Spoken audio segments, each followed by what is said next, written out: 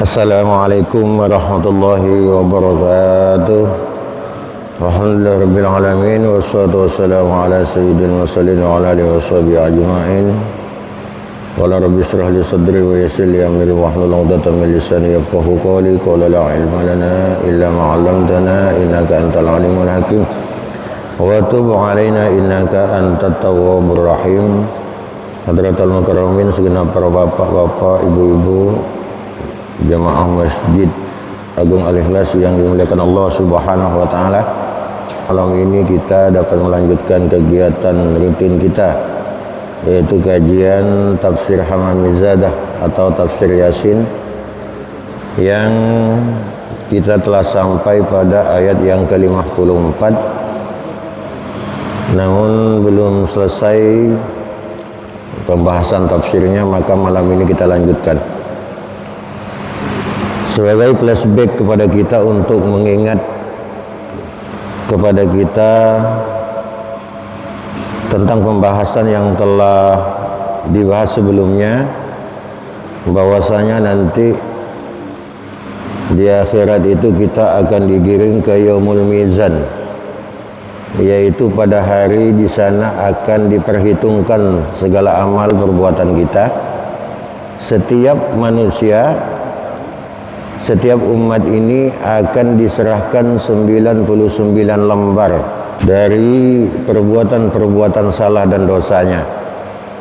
Akan tetapi beruntung umatnya Rasulullah sallallahu alaihi wasallam, 99 lembar dari perbuatan dosa itu nanti kemudian akan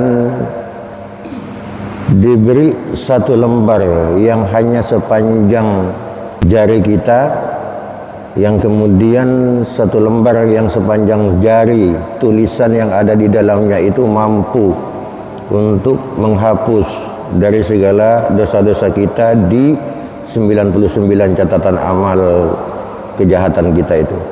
Dialah laqad asyhadu an la ilaha illallah wa asyhadu anna muhammadur rasulullah. Ini nanti akan didapatkan keberkahan ini bagi orang yang ketika hidup di dunianya dia sering mengistiqomahkan kedua syahadatain ini. Selanjutnya,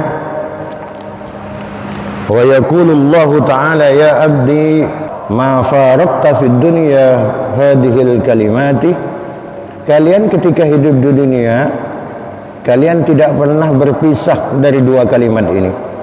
Hatta ataita fi safiril qabri, bahkan sampai kalian meninggal, sampai kalian ada di dalam kubur. Laqad asyhadu an la ilaha illallah wa asyhadu anna muhammadar rasulullah itu tetap saja dibacakan. Kalau kita mati itu kan kita dibacakan talqin, Pak. Ini yang dimaksud oleh penjelasan ini. Oleh karenanya kata Allah, la ufarikuka min hadhil kalimat, makanya aku tidak akan memisahkan engkau dari kalimat ini, kata Allah. Wala udlimul yawma li ahadin, dan tidak akan mendolimi terhadap seseorang di antara kalian.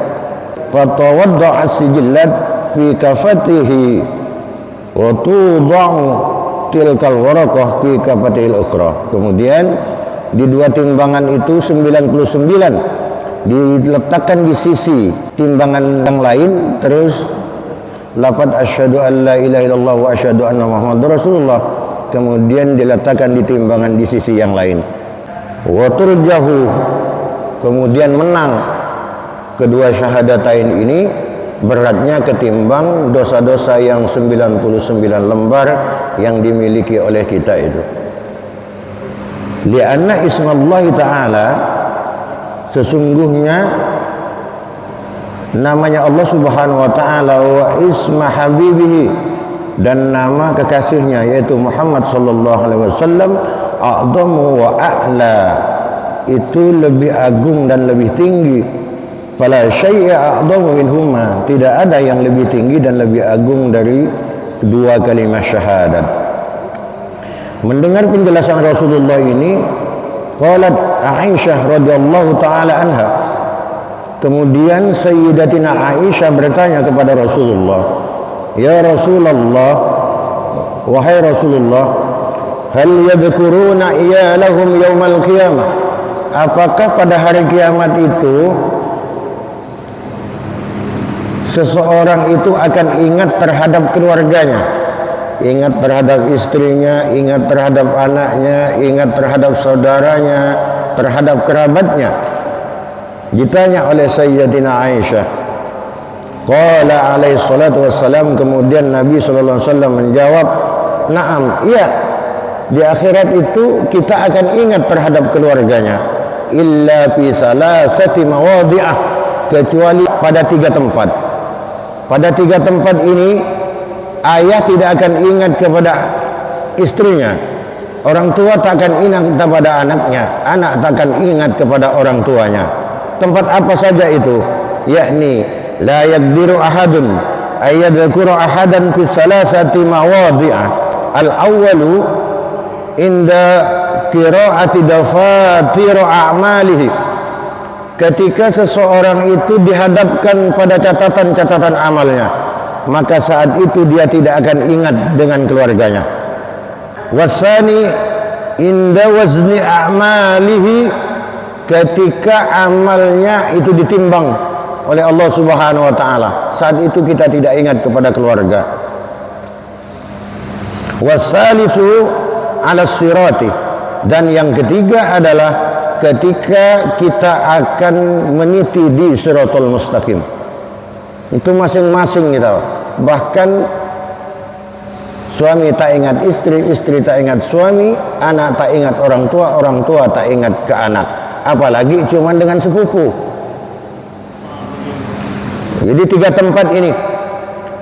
Tsumma yaji'ul malaikatu wa tasukun nasu ila sirat. Kemudian malaikat datang menggiring manusia itu menuju siratal mustaqim. Apa siratal mustaqim itu? Wa huwa, yang disebut dengan siratal mustaqim adalah jisrun mamdudun, adalah titian yang sangat panjang. Alamat ni jahannama, yang berada di tengah-tengah neraka jahannam.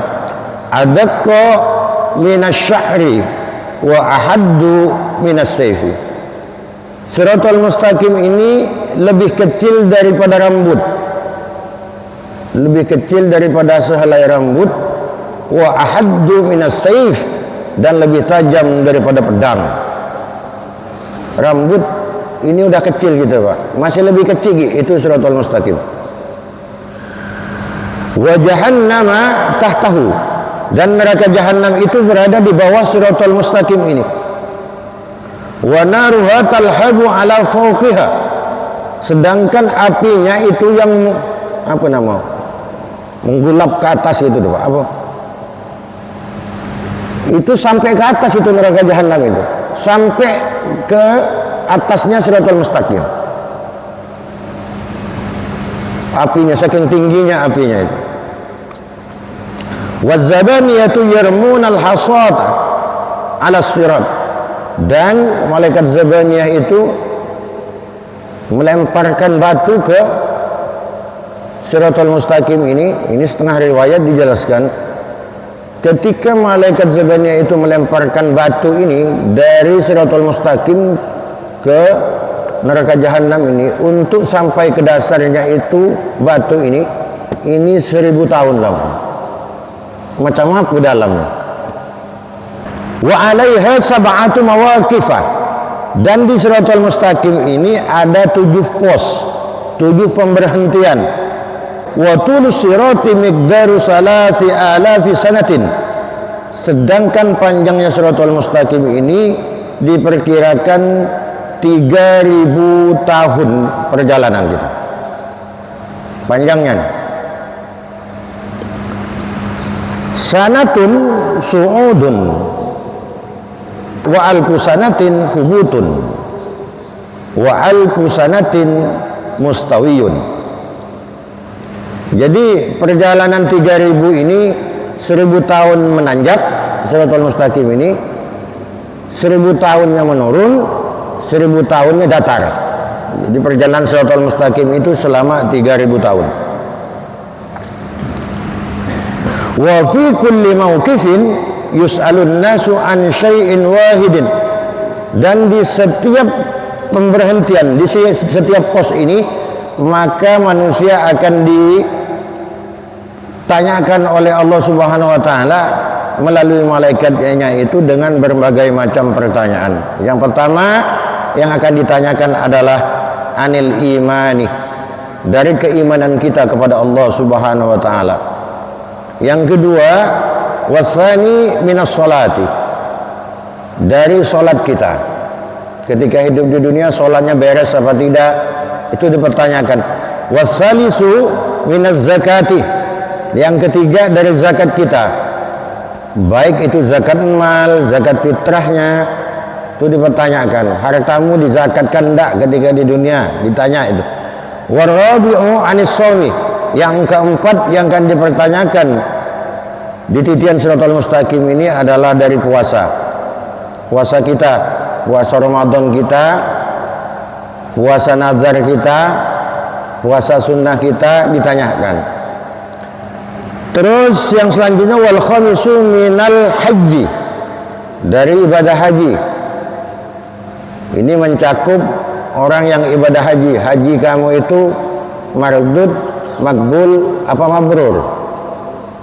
Atau orang yang sudah mampu naik haji tapi sayang, tidak mau berangkat, tidak mau nyetor dia, padahal mampu dia nih, termasuk golongan orang-orang yang mampu tapi ogah dia naik haji.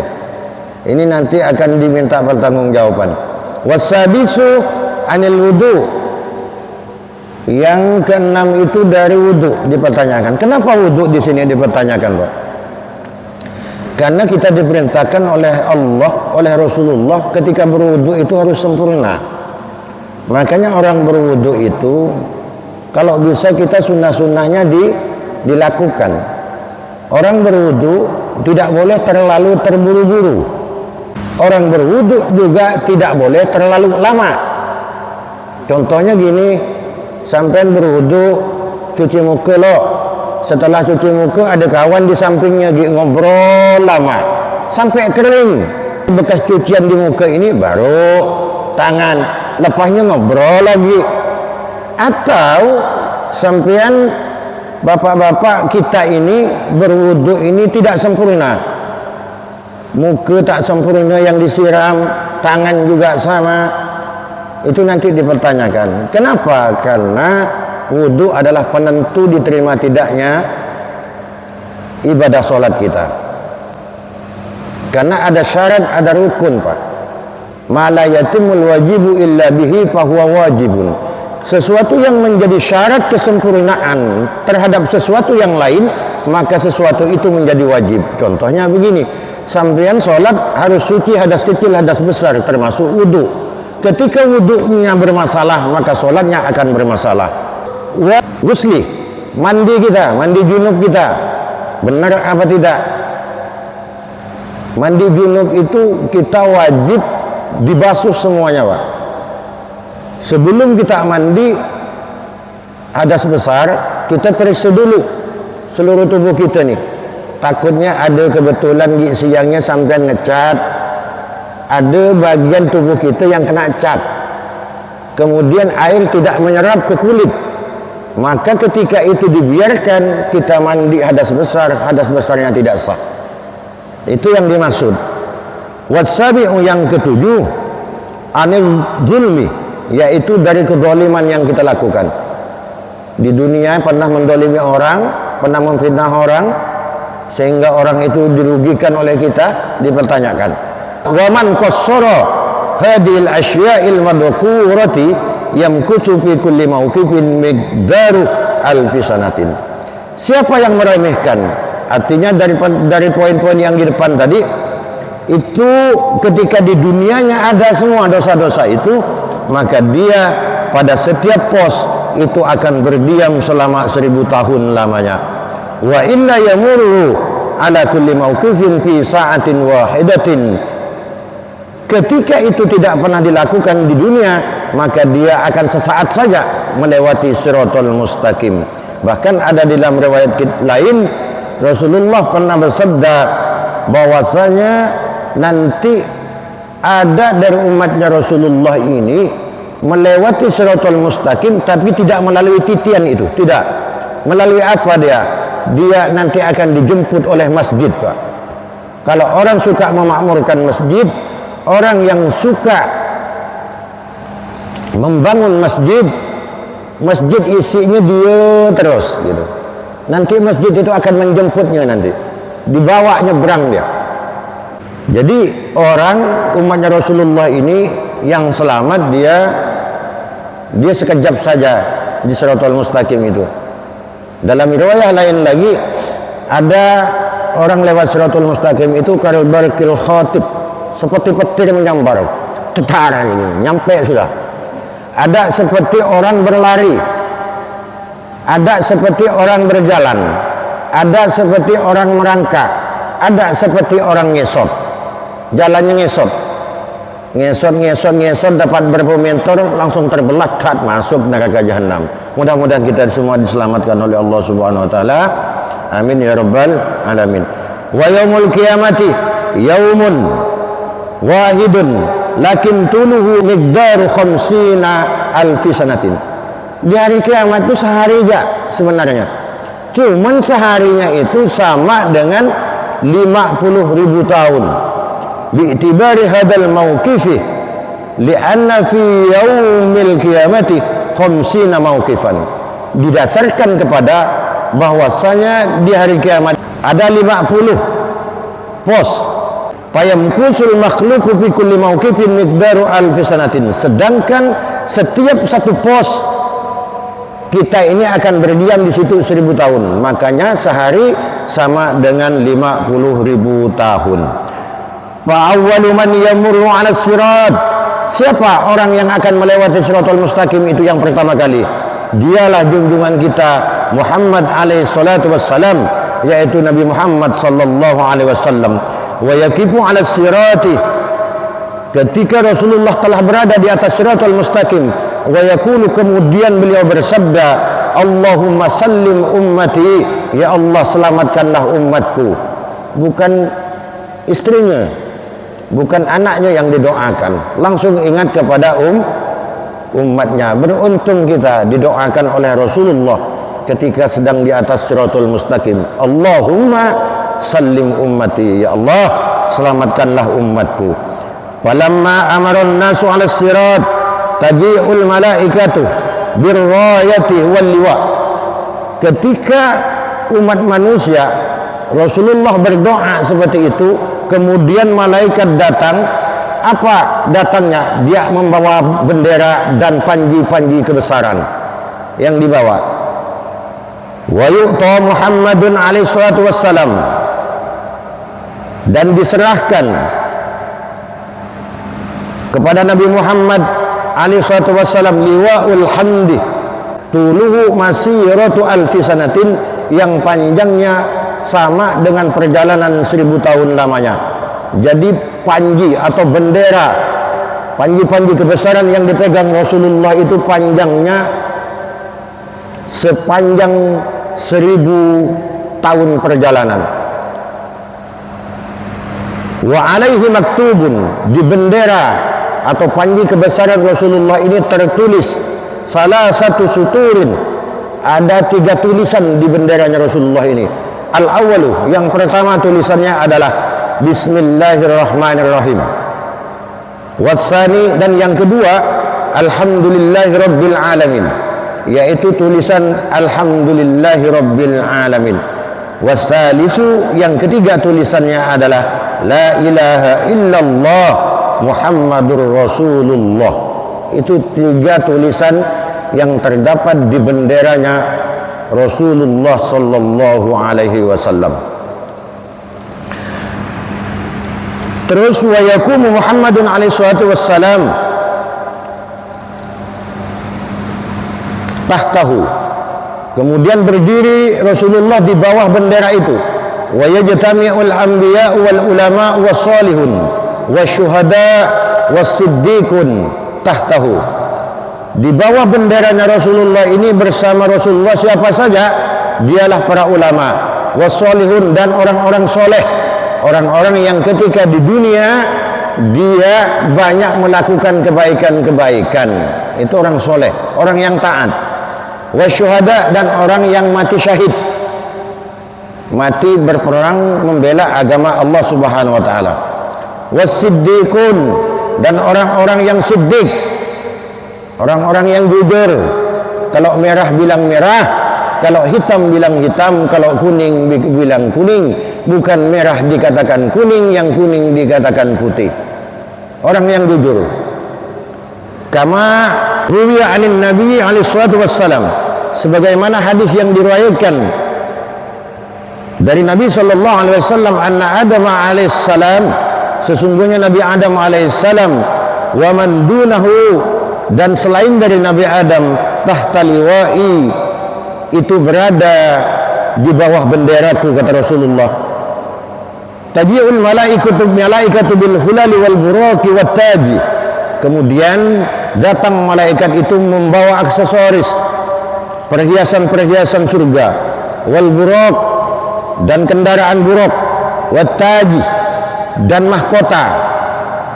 Wa yunaduna aina as-sabiqunal awwalun, kemudian memanggil, malaikat ini memanggil, di mana as-sabiqunal awwalun, yaitu orang-orang 10 orang yang pertama masuk Islam, atau dalam istilah lain dikenal di dalam hadis dan di dalam kitab-kitab itu dengan al-ashratul bararah, 10 orang yang mendapat kabar baik dari Allah Subhanahu wa taala, yang telah dijamin masuk surga setelah Rasulullah sallallahu alaihi wasallam. Siapa yang 10 itu, Pak? Yang 10 ini tidak ada yang dari anaknya Rasulullah, tidak ada. Yang pertama itu Sayyidina Abu Bakar, Sayyidina Umar, Sayyidina Utsman, Sayyidina Ali, Sayyidina Talha, terus Sayyidina Az-Zubair, baru Sayyidina Abdurrahman bin Auf, baru Sa'ad bin Abi Waqqas, baru Sa'id bin Zaid, baru Ubaidah Al-Jarrah.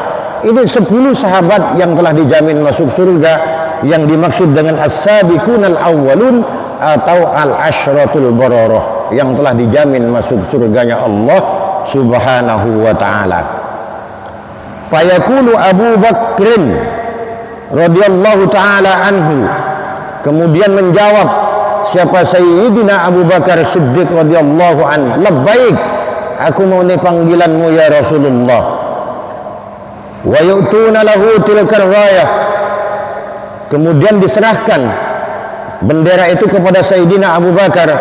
Fayajtami'una tahtaha, kemudian berada di bawah bendera itu siapa saja orangnya? Al-muhajiruna was-siddiquna, yaitu kaum muhajirin, ya kaum yang hijrah dari kota Mekah ke kota Madinah saat hijrahnya Rasulullah sallallahu alaihi wasallam.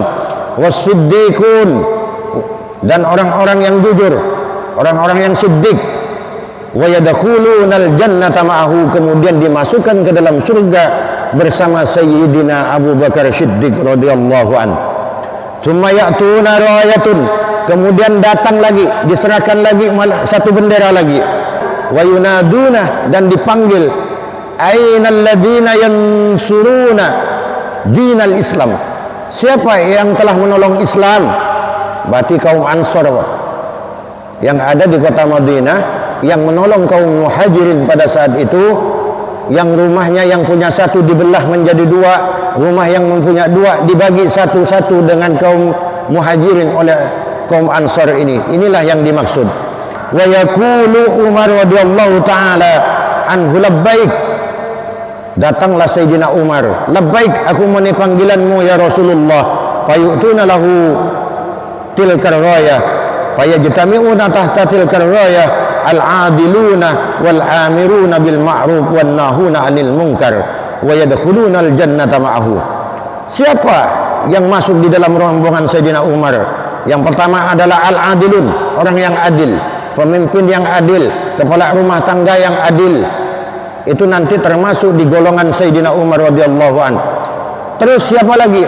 Orang yang amar ma'ruf nahi munkar. Orang ketika melihat kemungkaran tidak diam, tapi dia menasihati orang itu, mencegahnya. Dan orang yang suka mengajak kepada kebaikan. orang diajak, yuk berjemaah ke masjid, yuk ada pengajian kita ikut yuk. Bukan sebaliknya Pak. Apa mau ke pengajian kau ni Pak? Macam soalim bujur. Bukan sebaliknya bagian.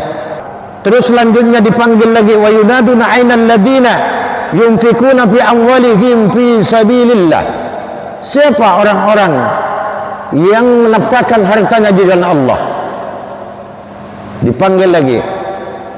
Terus siapa nanti yang bakal maju ini? Fa yaqulu Utsman radhiyallahu taala anhu. Kemudian menjawab Sayyidina Utsman radhiyallahu anhu, labbaik, aku memenuhi panggilanmu ya Rasulullah. Wa yu'tuna tilkar rayah. Kemudian diserahkan bendera itu fayajtami tahta rayatihi kullu man anfaqa malahu fi sabilillah wa yadkhulul jannata ma'ahu. Kemudian berkumpullah orang-orang yang ahli sedekah ketika di dunia, orang yang ahli menginfakkan hartanya di jalan Allah Subhanahu wa taala, dan dia dimasukkan ke dalam surga bersama Sayyidina Utsman radhiyallahu anhu. Summa ya'tuna rayatun wa yunaduna aina awliya Allahi, mana para wali-wali Allah? Fa yaqulu Ali bin Abi Thalib, kemudian maju Sayyidina Abi Thalib radhiyallahu anhu, labbaik, aku memenuhi panggilanmu ya Rasulullah. Wa yu'tuna lahu tilkar rayah fa yajtami'una tahta rayatihi kullu awliya'illah wa yadkhulunal jannata ma'ahu. Kemudian dimasukkan para wali-wali Allah itu bersama benderanya Sayyidina Abi Thalib. Abi Thalib pemimpinnya, untuk dimasukkan ke dalam surganya Allah Subhanahu wa taala. Tsumma ya'tuna rayatun fayunaduna ainal ladina qutilu fid dunya dzulman. Mana orang-orang yang ketika hidup di dunia itu terbunuh secara zalim, tidak bersalah, berkat difitnah kemudian dibunuh. Ini orang yang dizalimi. Fa yaqulu Husain bin Ali radhiyallahu taala anhu, labbaik, aku memenuhi panggilanmu ya Rasul. Lahu tilkar rayah fa yajtami'u tahta rayati kullu man qutila zulman, dan akan bersama Sayyidina Husain orang-orang yang dibunuh secara zalim. Wa Fatimatuz Zahra, sedangkan Fatimah Az-Zahra putri Rasulullah, ibunda dari Sayyidina Husain ini, quddamuhum, berada di barisan paling depan, di depan Sayyidina Husain. Biyadiha al-yumna qamisu Husain mudammiyan, di tangan kanannya ada bajunya Sayyidina Husain yang sedang berlumuran darah.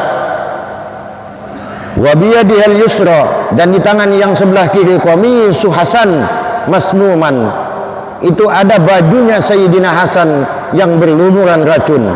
Karena Sayyidina Husain ini dibunuh, sedangkan Sayyidina Hasan ini dibunuh dengan cara diracun. Makanya nanti menjadi persaksian, dipegang langsung oleh Sayyidatina Fatimah Az-Zahra di Shirathul Mustaqim itu bersama putranya Sayyidina Husain. Terus wa yaqulu ya Rabbi khudbat dalamani minadh-dhalim, ya Allah tolong balaskan orang-orang yang telah mendolimi kami, kata Sayyidina Fatimah. Kemudian dijawab oleh Rasulullah, fa yaqulu Muhammadun alaihi salatu wassalam, ya Fatimah, hai Fatimah putriku, hadal yaum, hari ini yaumus syafaati, ini sudah hari syafaat sudah. La yaumul khusumah, bukan hari permusuhan lagi. Watarakat Fatimah radhiyallahu taala anha al-khusumah, kemudian hilanglah setelah itu dendam yang ada pada Sayyidatina Fatimah min kalami abihi Muhammad alaihi salatu wassalam, karena ada sabda dari ayahnya yaitu Rasulullah Muhammad sallallahu alaihi wasallam. Tsumma yadkhulul jannata kullu madlumin ma'a Husain radhiyallahu taala anhu, kemudian dimasukkanlah oleh Allah Subhanahu wa taala orang-orang yang mati ketika hidup di dunia karena didolimi bersama Sayyidina Husain dengan membawa benderanya Sayyidina Husain radhiyallahu taala anhu. Tsumma ya'tuna rayatun fayaquluna aina alladziina tabu taubatan nasuha. Mana nih orang-orang yang bertobat dari dosanya dengan tobat nasuha. Tobat nasuha ini bukan tobat sambal. Tobat betul-betul dia menyesali terhadap dosanya, tak ngulangi lagi. Itu taubatan nasuha. Contohnya seperti siapa Pak? Seperti contohnya Wahsy. Wahsy ini adalah orang yang telah membunuh paman Rasulullah, yaitu Sayyidina Hamzah bin Abdul Muthalib. Itu terjadi pada perang Uhud. Perang Uhud ini adalah perang yang terjadi pada tahun ketiga Hijriah. Pada saat itu umatnya Rasulullah ini, Rasulullah bersama para sahabat ini jumlahnya hanya 1000. Sedangkan orang kafir pada saat itu jumlahnya, tentaranya itu 3000 orang, yang dipimpin oleh Abi Sufyan dan Khalid bin Walid pada saat itu yang belum masuk Islam. Dari 1000 tentaranya Rasulullah SAW ini dihasut oleh orang kafir ini, masih 300 membelot lagi kepada orang kafir pada saat itu, tinggallah 700 di perang Uhud itu.